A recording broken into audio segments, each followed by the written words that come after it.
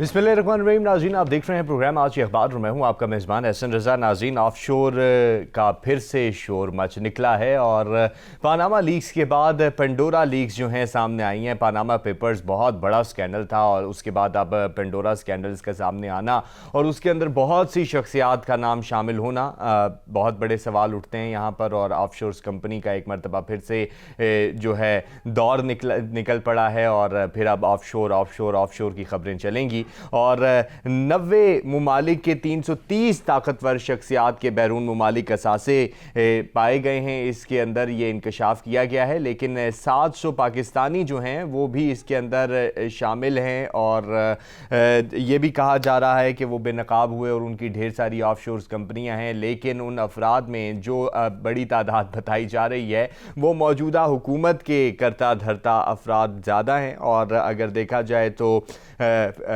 खुसरो बख्तियार साहब की पूरी फैमिली का नाम है इसके अंदर, और शौकत तरीन साहब का नाम है, हुकूमत के इत्तेहादी जो है मुनिस इलाही साहब का नाम है, और दीगर लोगों के नाम हैं, ताजर और जो बहुत से शोबाए ज़िंदगी से ताल्लुक़ रखने वाले लोग हैं उनके नाम इस लीक्स के अंदर शामिल किए गए हैं। और जो है पीपल्स पार्टी के शर्जील मेमन साहब का भी नाम है इसके अंदर, और नून लीग के भी कुछ अफराद का इसके अंदर नाम है जो बराह रास्त मुंसलिक तो नहीं है लेकिन उनके साथ उनका ताल्लुक़ है।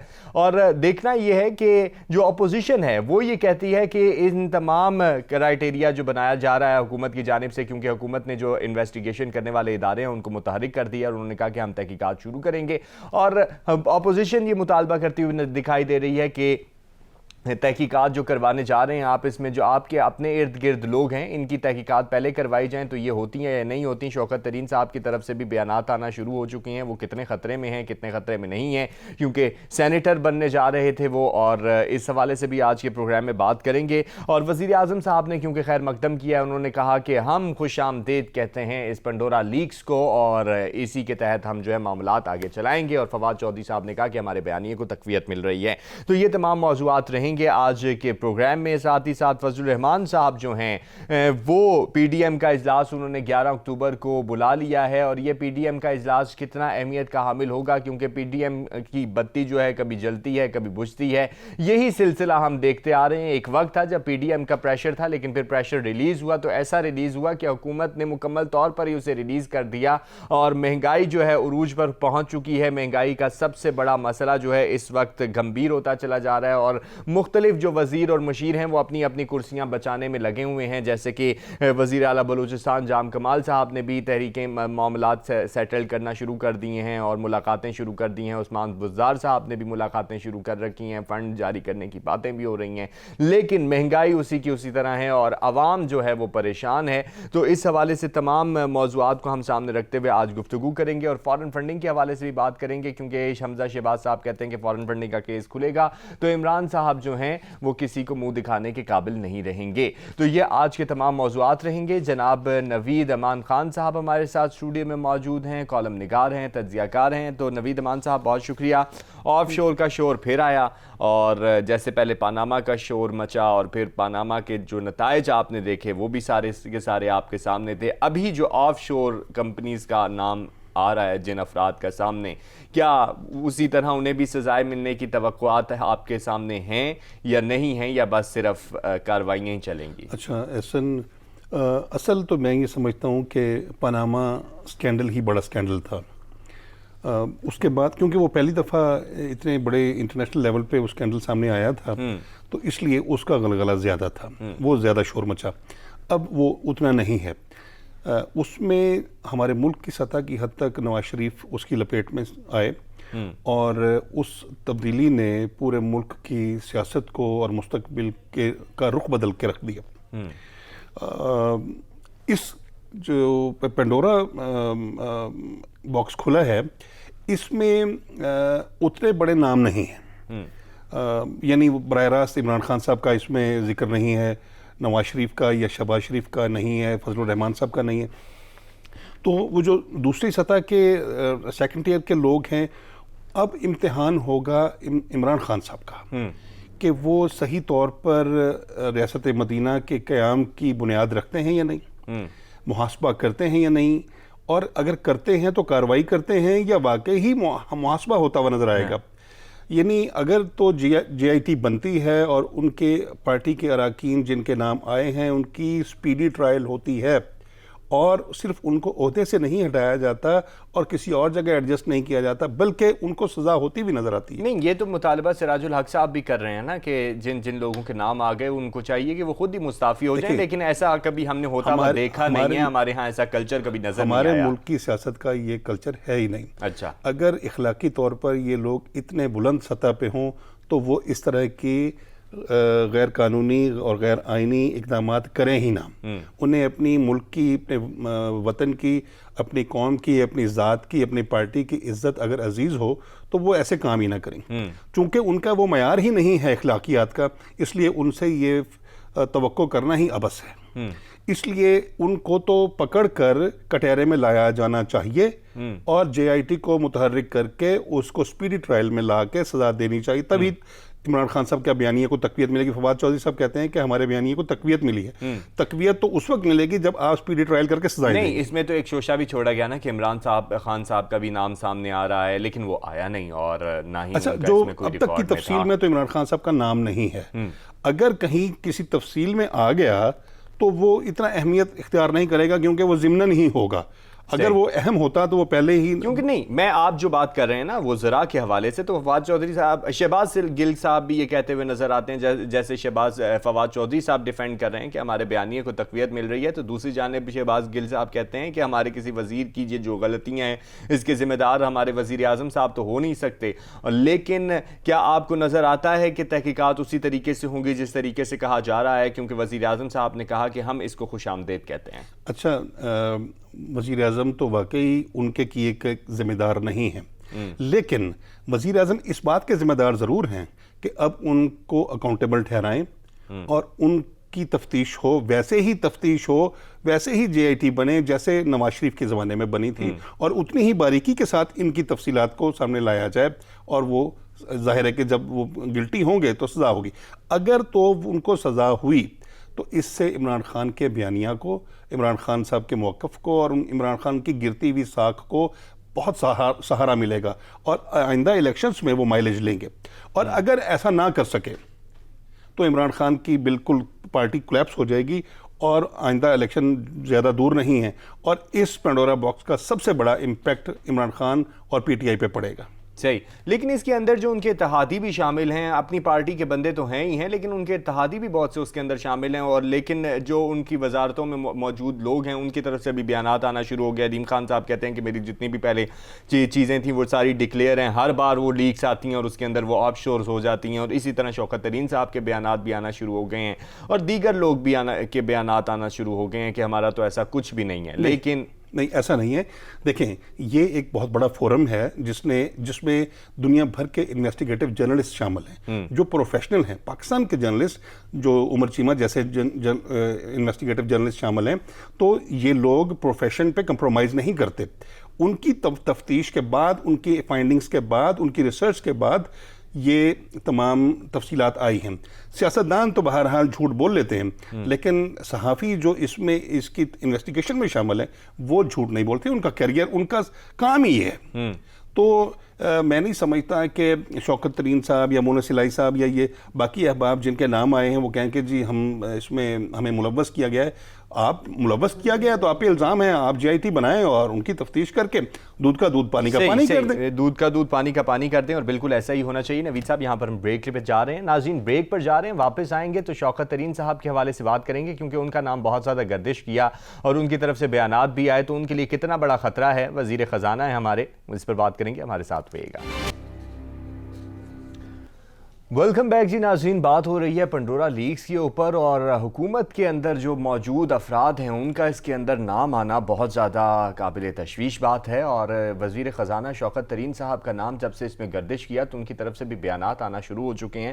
خسرو بختیار صاحب کا بھی نام آیا، لیکن خسرو بختیار تو پہلے بھی بہت سے اسکینڈل جو ہیں وہ دیکھ چکے ہیں، اور پھر اس کے بعد جو ان کی وزارتیں ایک سے دوسری جگہ تبدیل ہوتی رہی ہیں. اس دفعہ دیکھنا ہے کہ ہوتا کیا ہے.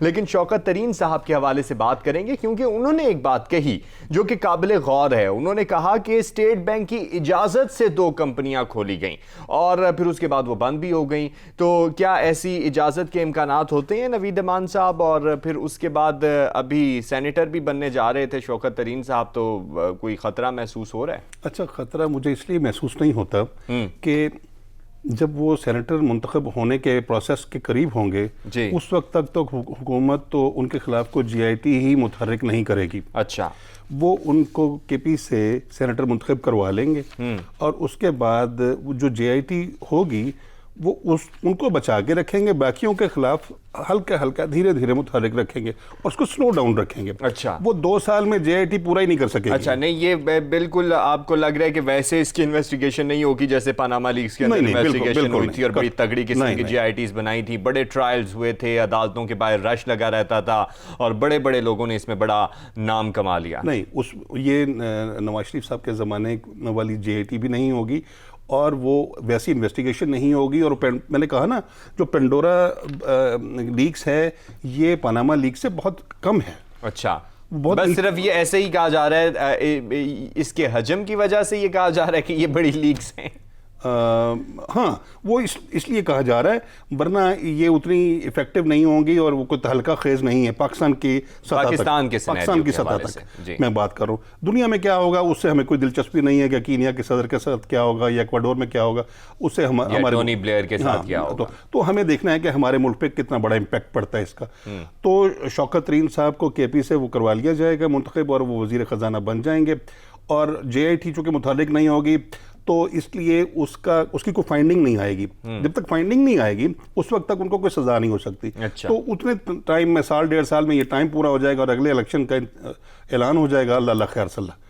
یعنی آپ کو یہ لگ رہا ہے کہ اگلے الیکشن تک یہ معاملہ اسی طرح لٹکا رہے گا, لیکن اگر اپوزیشن متحرک ہو گئی, جس طرح محمد زبیر صاحب نے بھی کہا کہ عمران خان صاحب اپنے وزراء کے خلاف جو ہے کارروائی کریں, اور نون لیگ کے دیگر لوگ بھی اس بات کے اوپر زور دے رہے ہیں کہ وہ کارروائی کا آغاز کریں اور اگر کارروائی شروع کرنی ہے تو ادھر سے ہی کریں, تو اپوزیشن کیا افیکٹو ہونے کا کوئی چانسز نظر آتے ہیں؟ اپوزیشن ڈیمانڈ تو کرتی رہے گی, لیکن وہ ہمیشہ کی طرح جیسے وہ ڈیمانڈیں کر رہے ہیں ویسے ہی کرتے رہیں گے. ویسی ہی ہوگی, اور عمران خان صاحب ان کی ڈیمانڈ کو کبھی بھی پورا نہیں کریں گے, کیونکہ اس میں ظاہر ہے کہ ان کی پارٹی کے تمام وزراء اور اراکین اس کی زد میں آتے ہیں اور وہ ان کے خلاف کارروائی کر کے اس وقت اپنی جو ڈوبتی ہوئی کشتی ہے اس کو مزید بھنور میں نہیں ڈبوئیں گے, بلکہ کوشش کریں گے کہ ایسا کاسمیٹک کام ہو جس کا امپیکٹ تو جائے کہ جی بہت کچھ ہو رہا ہے, لیکن نتیجہ خیز نہیں ہوگا. صحیح, نتیجہ خیز نہیں ہوگا. لیکن میں یہاں پر آپ سے ایک اور بات بھی جاننا چاہوں گا, جیسے پاناما پیپرز میں آہستہ آہستہ نام لیکس ہوئے, آپ نے پورے اس سینیریو کو دیکھا,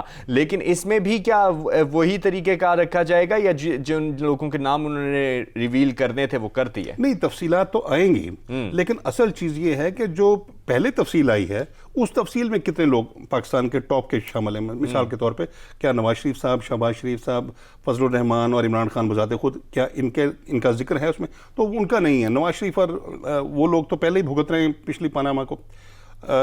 اس چیز کو اگر کوئی اٹھائے گا تو وہ مولانا فضل الرحمان صاحب اٹھائیں گے, وہ مائلیج لیں گے تو ان کو فائدہ ہوگا. ادروائز میں نہیں سمجھتا کہ کوئی یہ لیکس کوئی دھماکہ خیز ثابت صحیح, یہ کوئی تہلکہ خیز آپ کو یہ لیکس لگ نہیں رہی. لیکن جیسا کہ آپ نے فضل الرحمان صاحب کی بات کی, اس کے اوپر تو میں آپ سے بیان لیتا ہوں, لیکن فارن فنڈنگ کے حوالے سے بھی حمزہ شہباز صاحب نے اس کیس کو جوڑ دیا. انہوں نے کہا یہ تو بڑی لیکس کھل رہی ہیں, ابھی فارن فنڈنگ کیس کھلے گا تو عمران خان صاحب کسی کو منہ دکھانے کے قابل نہیں رہیں گے, لیکن فارن فنڈنگ کیس ابھی تک اس طریقے سے افیکٹونیس اس پہ نہیں ہوئی نظر آتی اور نہ ہی اس طریقے سے کام ہوتا دکھائی دیتا ہے جس طریقے سے ہونا چاہیے تھا. کیا آپ ایگری کرتے ہیں؟ ہاں بالکل, بات درست ہے.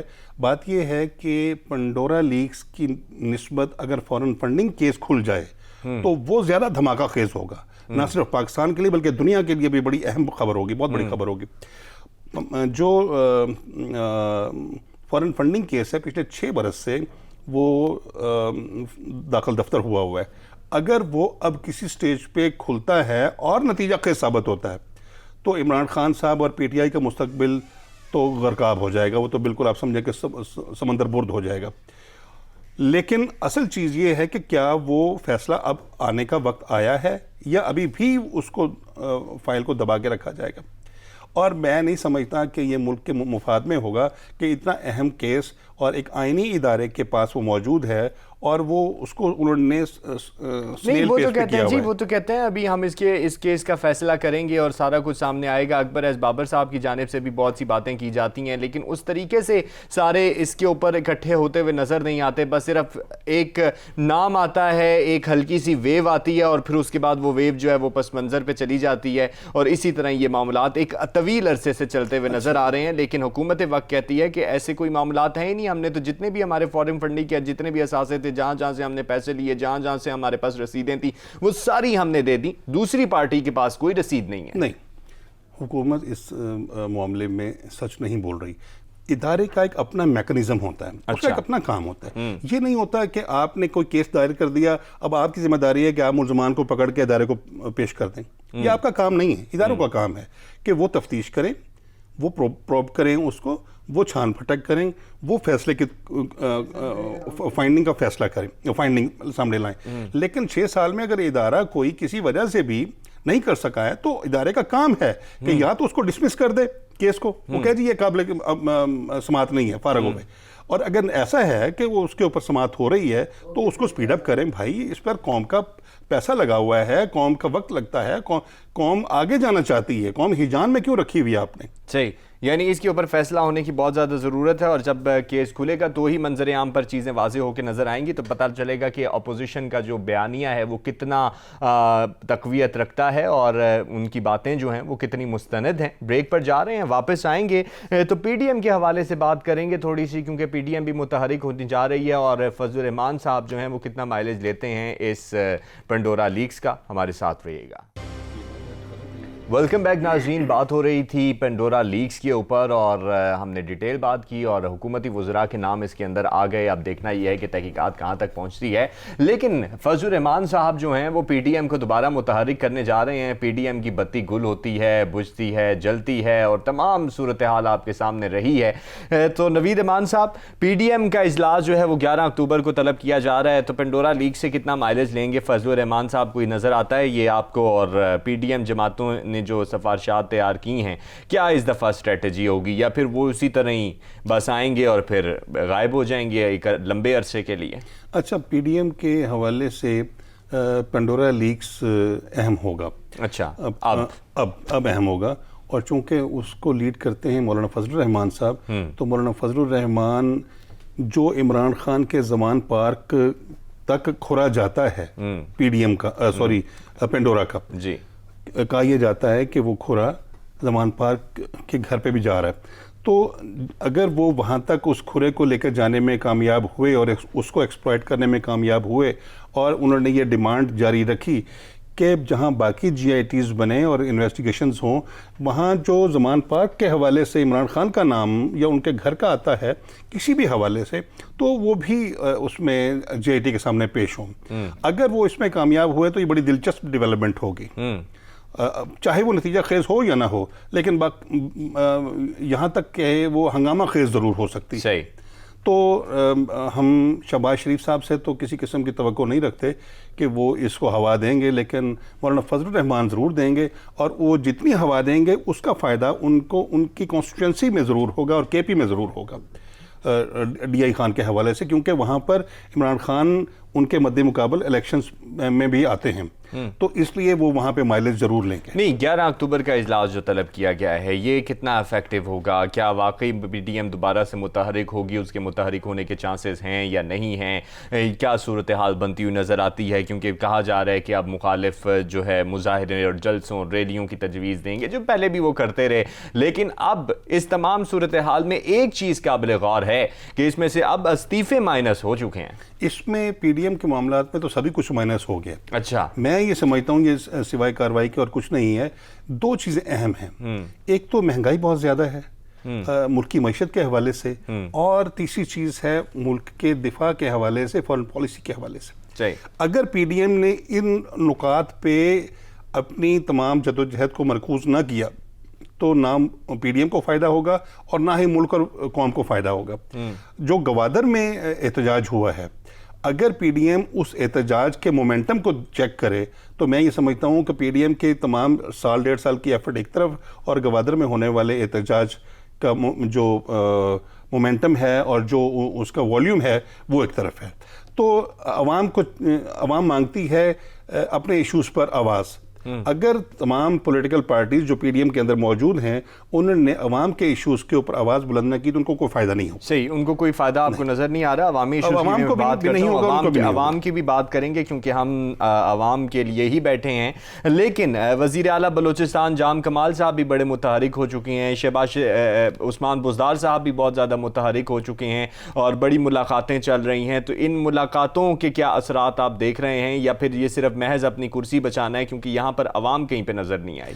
یہ کرسیاں ہی بچانے کے لیے متحرک ہو رہے ہیں, اور اس میں کسی بھی دونوں جگہ پہ, دونوں صوبوں میں دونوں وزرائے اعلیٰ نے اپنی تمام بھاگ دوڑ میں, جد و جہد میں کہیں ایک دفعہ بھی بات نہیں کی کہ وہ عوام کے مسائل کے حل کے لیے بھاگ دوڑ کر رہے ہیں. وہ اپنی کرسی کو بچانے کے لیے کر رہے ہیں, اور یہی اس ملک کی سیاست کا المیہ ہے کہ اپوزیشن کو دیکھ لیجئے تو وہ عوام کی بات نہیں کرتی.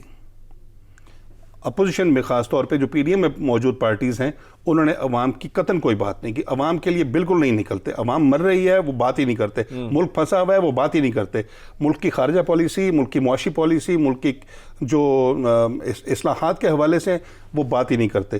تو عوام اور ملک اور وطن کہیں بھی نہیں ہے, چاہے وہ اپوزیشن ہو یا وہ حکومت کے حوالے سے آپ دیکھیں تو حکومت ہر معاملے سے لا تعلق ہے. یعنی حکومت کا کام, آپ حکومت ہوتی بھی کہیں نظر ہی نہیں آتی.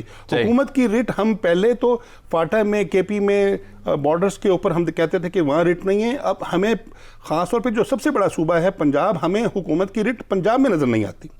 وہاں پہ ہونے والے قتل و غارت اور وہاں پہ قبضے اور وہاں پہ مہنگائی کا بڑھ جانا اور وہاں پہ چیزوں کا قابو سے باہر ہو جانا. مہنگائی کی آپ بات کر رہے ہیں تو وہ تو حکومت نے ایک موقف دے دیا نا. ابھی آپ نے شوکت ترین صاحب کے بیانات بھی مہنگائی کے حوالے سے سنے ہوں گے. جب پیٹرول کی قیمت بڑھی, پیٹرولیم مصنوعات کی قیمتیں بڑھی, تو انہوں نے کہا پوری دنیا میں مہنگائی ہوئی ہے بھائی, اور مہنگائی اچھی چیز بھی ہوتی ہے. اس طرح کی انہوں نے باتیں بھی کی, اور انہوں نے یہ بھی کہا کہ دوسرے ممالک میں جس ریشو سے مہنگائی بڑھ رہی ہے تو یہاں پر بھی اسی طریقے سے مہنگائی بڑھ رہی ہے. انہوں نے انڈیا کی بھی مثالیں دے دیں, لیکن کسی کی انہوں نے پر کیپٹا انکم نہیں بتائی. دیکھیے یہ ڈھٹائی اور بے شرمی کی بات ہے. اچھا, پوری دنیا میں اگر مہنگائی بڑھ رہی ہے تو وہاں آمدنیاں بڑھ رہی ہیں, وہاں حکومتیں اپنی عوام کی سہولتوں میں اضافہ کرتے ہیں. نہیں, وہ تو فواد چودھری صاحب نے بھی کہا ہوا ہے کہ 75% افراد کی پاکستان میں آمدنی بڑھ چکی ہے. وہ جھوٹ بولتے ہیں. اچھا, عام آدمی کو دیکھیے 75% عوام تو بالکل تباہ و برباد ہو گئی ہے. اب بجلی کے جو بل آ رہے ہیں, آپ بجلی کے بلوں کی آپ دیکھیں تو ایک غریب آدمی کا بل بھی 15-16 ہزار, 37 دنوں کا بل, تو وہ 15,000 سے 25,000 تک بل آ رہے ہیں لوگ. وہ کہاں سے دیں گے جن کی آمدنی زیرو ہو؟ تو آپ یہ دیکھیے کہ جو پوری دنیا کی بات کرتے ہیں تو ان ممالک میں حکومتیں اپنی عوام کو آسائش دیتی ہیں, ان کو جو ٹیکس کا ریٹرن ہے وہ عوام کے اوپر نظر آتا ہے. پھر آپ مہنگائی کی بات کریں, ورنہ مہنگائی وہاں یوں بڑھتی نہیں ہے, وہاں کنٹرول ہے. مثال کے طور پہ آپ برطانیہ میں دیکھیں, سعودی عرب میں آپ دیکھ لیجئے, جو 20 سال پہلے مہنگائی کی سطح تھی آج بھی وہی ہے. اور برطانیہ میں بھی آپ دیکھ لیجئے ان کی آپ پاؤنڈ کی اسٹرینتھ کو آپ دیکھ لیجئے کہ پاؤنڈ کتنے کا ہو گیا. پاؤنڈ تو نہیں کم ہو رہا نا, روپیہ گر رہا ہے نا. تو جو کرنسی گرے گی وہیں پہ آپ اندازہ کر لیں گے کہ مہنگائی کی کیا صورتحال ہے. ڈالر تو نہیں گر رہا, پیسہ گر رہا ہے, روپیہ گر. آپ یہ دیکھیے کہ ریال اور درہم تو نہیں گر رہا. تو ان ملکوں کی اکانومی بہت مضبوط ہے, وہاں پہ حکومتیں ڈیلیور کرتی ہیں. صحیح, ان کی اکانومی بہت مضبوط ہے اور حکومتیں بھی ڈیلیور کرتی ہوئی نظر آ رہی ہیں. لیکن نتیجہ یہی ہے کہ اگر آپ عوام کو اور عوامی مسائل کو مائنس کر کے چلیں گے, تو چاہے وہ اپوزیشن ہو یا چاہے وہ حکومت ہو, تو جتنے مرضی احتجاج کر لیں آپ, جتنے مرضی دھرنے دے دیں, جتنے مرضی مطالبات کر لیں, یا حکومت جتنے مرضی بیانات دے دے کہ ہم نے سب اچھا کر دیا, ہم بڑی کوششیں کر رہے ہیں, پیداوار بڑی اچھی ہو رہی ہے, حالات بڑے اچھے ہو رہے ہیں, لیکن حاصل کچھ نہیں ہونا. پاکستان زندہ باد. اللہ حافظ.